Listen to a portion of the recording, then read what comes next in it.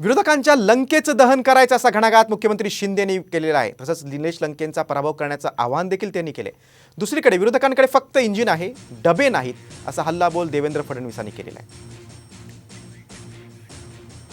आणि विरोधकांच्या लंकेचं दहन करायचं आहे।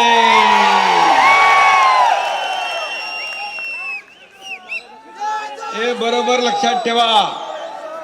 हे महाविकास आघाडी रावण रूपी लंकेचं दहन कोणी केलं? हनुमानजीने। उद्या हनुमान जयंती आहे आणि एक संकल्प करा।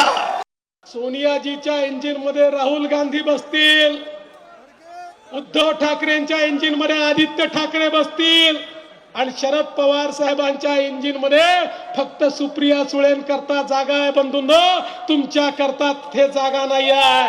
तुमच्या करता जागा फक्त मोदीजींच्या विकासाच्या गाडीमध्ये आहे। मोदीजींच्या गाडीत प्रत्येकाकरता जागा आहे।